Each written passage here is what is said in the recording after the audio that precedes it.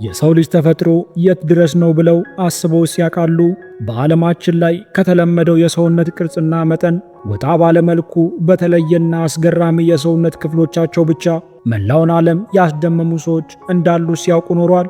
እንግዲያውስ ከሰማይ ጠቀስ ሕንፃዎች ጋር የሚወዳደር ቁመት፣ ረዥም ፀጉርና በአይን ለማመን የሚከብድ ረጅም አንገት ወይም ምላስ፣ እነዚህ ነገሮች አዎ እውነት ናቸው።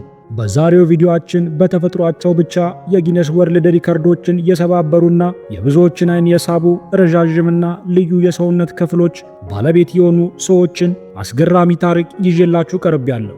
የማይታመነውን እውነት አብረን እንቃኛለን። ክፍያው ሰብስክራይብ እና ላይክ ነው። አብረን እንጓዝ።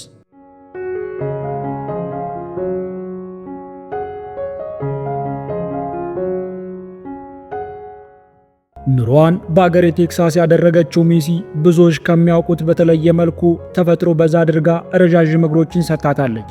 የዓለማችን ባለረጅም እግር ቲኔጀር የሚል ማዕረግም ያገኘች ሲሆን እግሯ ብቻ 135 ሴንቲሜትር ርዝማኔም አለው። የሜሲ እግር ርዝመት ከሞዴሊንግ መስፈርቶች ያለፈ ቢሆንም በቴክሳስ ውስጥ ሱፐር ሞዴል ሆና ከማስታወቂያ እስከ ፋሽን መድረኮች ላይ ትሳተፋለች። የሜሲ ቁመት 200 ሴንቲሜትር ነው። የቁመቷም ከዓለም ረዣዥም ሴቶች ተርታ ቢያሰልፋትም የበላይ ግን አያደርጋትም። ምክንያቱ ደግሞ ሜሲ እግሮቿ እንጂ ከወገብ በላይ ረጅም ባለመሆኗ ነው። ስድስተኛ ረጅም የእጅ ጥፍሮች ያሏት ሴት አዳነች አቤቤ በረጅም ጥፍሮቿ በተለያዩ መድረኮች ላይ ብትምነሸነሽም ከዲያና አርምስትሮንግ ጋር የሚፎካከር ጥፍር ግን የላትም። ዲያና በረጃጅም ጥፍሮቿ ምክንያት በሴቶች ዘርፍ ሪከርድ ባለቤት ነች። የዲያና ጥፍሮች 306 ሴንቲሜትር እርዝማኔ ሲኖራቸው የብዙ ሰዎች ጥያቄ በዚህን ያክል ማሳደግ ለምን አስፈለገ ሲሉ ይጠይቃሉ። የጊነስ ሪከርድ ባለቤት የሆነችው ዲያና ጥፍሯን መቁረጥ ያቆመችው በ1997 ሲሆን የምትወዳት ሴት ልጇ በዛ ዓመት በ19 ዓመቷ ማጣቷን ተከትሎ ነበር። በዚህም ከፍተኛ ሐዘን ውስጥ በመውደቋ ጥፍሮቿን ሳትቆረጥ በማቆየቷ ለሞቱ ልጆቿ መታሰቢያ አድርጋለች ይላሉ። ዲያና ረጃጅም ጥፍሮቿን ውበት ለማላበስ የተለያዩ ቀለም ያላቸውን ጥፍር ቀለሞች ትቀባለች። ሙሉ ጥፍሯን ለመቀባትም ከአንድ በላይ ጥፍር ቀለም ትጨርሳለች። ዲያና ዚፕ ያለው ጃኬት ለመዝጋት ስለሚያስቸግራት ፈጽሞ አትጠቀምም። ከዚያም በተጨማሪ ጥፍሮቿ መኪና ለማሽከርከር ስለሚያግዷት መኪና ከማሽከርከር ተቆጥባለች። ከዚህም በተጨማሪ የጥፍሮቿ ርዝማኔ ከብዙ ነገሮች እንደሚያስተጓጉላት ዲያና ትናገራለች። አምስተኛ የዓለማችን ትልቅ መቀመጫ ያላት ሴት ናታሻ ክራውን ዓለማችን ላይ ካሉ ትልቅ መቀመጫ ካላቸው ሴቶች መካከል አንዷ ነች። ናታሻ መቀመጫዋ ተፈጥሯዊ ሳይሆን ሰው ሰራሽ ነው።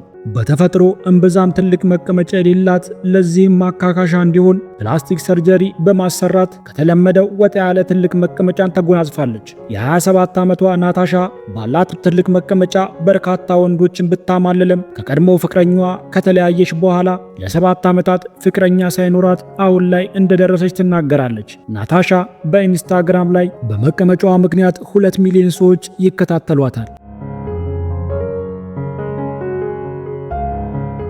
አራተኛ ረጅም ምላስ ያላት ሴት ራድሚ ዩሱፖቫ በረጅም ምላሷ ትታወቃለች። ይህንን ስላችሁ እንደ ክፉ ሚስት ወሬኛ ናት እያልኳችሁ ሳይሆን ከመጠን በላይ እርዝማኔ ያለው ምላሷ ረዣዥም ምላስ ካላቸው ሰዎች ተርታ አሰልፏታል። ሬድሚላ ምላሷ ርዝማኔ እንዳለ ያወቀችው ታዳጊ ያለች ሲሆን ደጋግማ በመስታወት ከተመለከተች በኋላ ለወላጅ እናቷ አሳይታት እናቷን በመደነቅ በቲቪ እንድትታይ ሐሳብ እንዳቀረበችላት ትናገራለች። የ23 ዓመቷ ሬድሚላ ምላሷ 4.7 ኢንች እርዝማኔ እንዳለው ትናገራለች። የኢንስታግራም እና የቲክቶክ እንዲሁም የዩቲዩብ ላይ ብዙ ተከታዮች ማፍራት እንችላለች።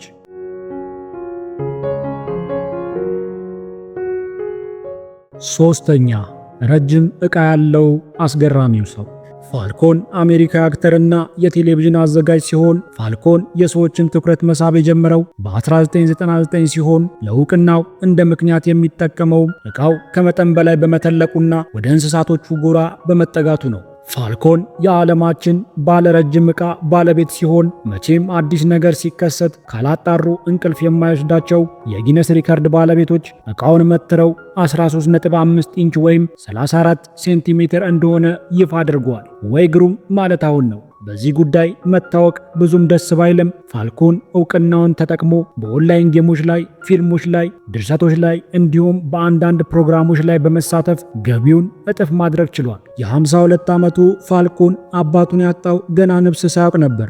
አባቱ የእሱን ያክል ባይሆንም ትልቅ ዕቃ እንዳለው የሚነገርለት ሲሆን አባቱ የዕቃውን ጥልቀት ከፋልኮን በተቃራኒ በሆነ መልኩ ለፖርኖግራፊ ሲጠቀምበትም ነበር ይላሉ። ሁለተኛ፣ ረጅም ፀጉር ያላት ሴት። ሴቶች ዊግ ወይም ሂውማን ሄር ሲሉ የሚያንቆለጳጵሱትን በማድረግ ረጅም ፀጉር እንዳላቸው ለማሳመን ይጥራሉ። የራስ ወርቅ አያደምቅ ነውና አይሻ ማንዴላ ግን ከዊግ ፍጹም የጸዳ ፀጉር አላት። ፀጉሯ ወርዶ ወርዶ የሚለው መስፈርት የምታሟላ 100% ተፈጥሯዊ በሆነ ፀጉሯ የጊነስ ሪከርድ ባለቤት እንድትሆን አድርጓታል። አይሻ 50 ዓመቷ ሲሆን 596 ሴንቲሜትር እርዝማኔ ያለውን ፀጉር አላት። አይሻ ፀጉሯን መንከባከብና ማሳደግ የጀመረችው ከ10 ዓመቷ በኋላ እንደሆነ ትናገራለች። የአይሻ ፀጉር ራስታ ወይም ድሬድ ሲሆን 19 ኪሎ ግራም ክብደት እንዳለው ትናገራለች። ባለቤቷም የአይሻን ፀጉር እንደሚንከባከብላትና ፀጉሯንም በጣም እንደሚወድላት ይናገራል።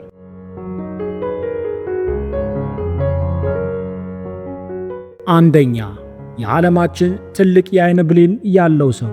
እናትና አባቱ ያወጡለት ስም ሲድኒ ሞስኪቶ ይባላል።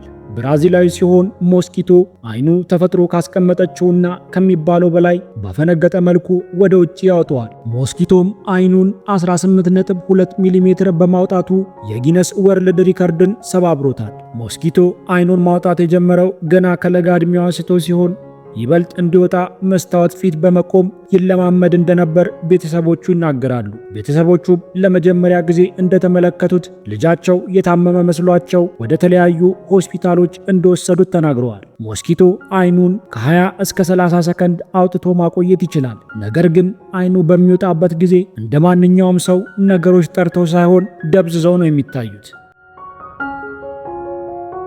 ሰላም የሀገሬ ልጆች፣ በዛሬው ቪዲዮአችን ረጃጅም የሰውነት አካል ያላቸውን አስገራሚ ተፈጥሮ ያላቸውን ሰዎች ጎብኝተናል። በሌላ አስተማሪና አስደሳች ቪዲዮዎች እስከምንገናኝ በዛሬው ቪዲዮ ላይ የተሰማችሁን ነገር ኮሜንት ሴክሽን ላይ እንድታሰፍሩ እየጋበዝኩኝ በሌላ ቪዲዮ እስከምንገናኝ ላይክ፣ ሰብስክራይብ በማድረግ ቤተሰብ እንድትሆኑ እየጋበዝኩኝ እኔ ከወዲሁ እሰናበታለሁ። ቸር ያቆየን።